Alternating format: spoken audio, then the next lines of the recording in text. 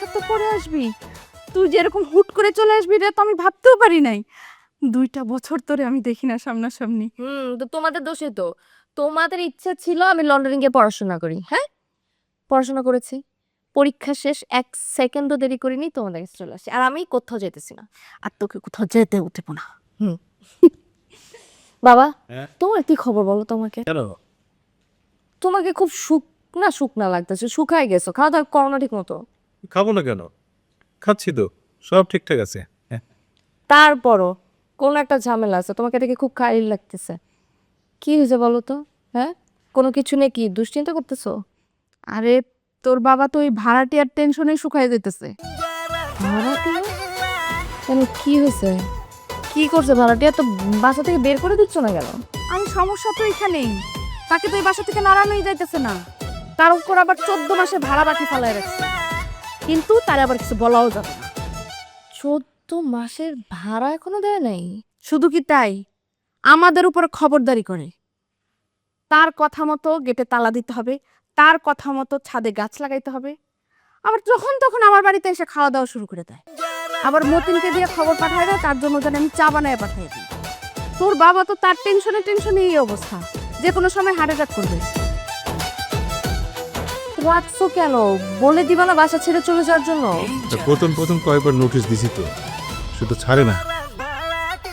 কি বলবো, সে বলে যে সব টাকা যখন দিতে পারবে তখন সে যাবে, আর যতদিন সে টাকা দিতে পারবে না ততদিন সে বাসা ছাড়বে না। তুমি অগের মূল লোক নাকি? হ্যাঁ, বললেই হলো।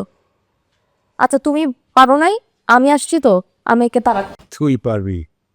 আরে শোন, শয়তানও ওর কাছে দুধের বাচ্চা, ওই কিচ্ছু করতে পারবে না।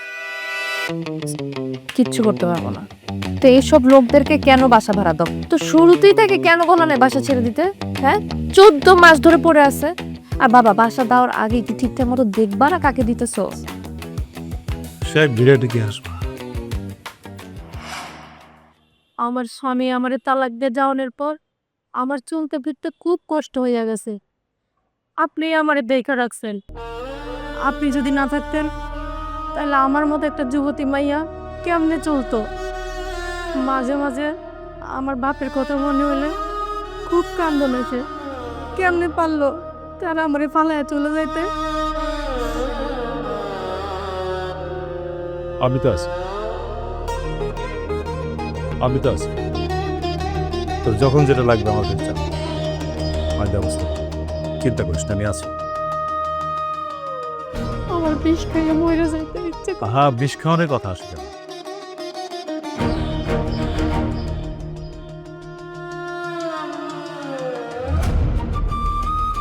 দাও তো, রাখ। যখন যেটা লাগবে এটা ছাড়া আমি তোকে টাকা দেবো, সংকোচ করবি না, ঠিক আছে?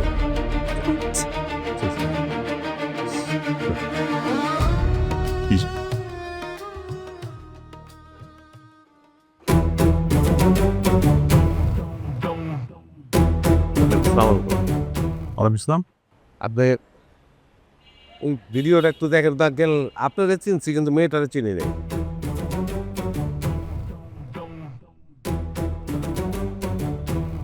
আমরা ঠিক হলো?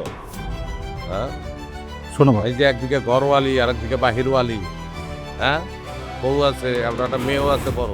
ছি ছি ছি uncle। বাবা তুমি যেটা ভাবছো এটা সেটা না, ডিলিট করে দাও। তো ভিডিও আমি ডিলিট করবো না আঙ্কেল, এটা আমার সম্পদ, ভাইরাল করবো এটা। ক্যাপশন ঠিক করে ফেলাইছি, এই যে বিশু অপিরে কিপিরি সই ভাইরাল হয়ে যাবো না, সবাই জানবে। একটা অসহায় মেয়েকে আমি সাহায্য করেছি, ওই মেয়েটা আমাকে বাবার চোখে দেখে, আমি ওকে মেয়ের চোখে দেখি, এর বাইরে কিছু না। মানুষ তো আর এটা বুঝবো না। আপনি অসহায় মেয়েদের সাহায্য করেন, আমিও তো অসহায়, আমার তো সাহায্য করলেন না।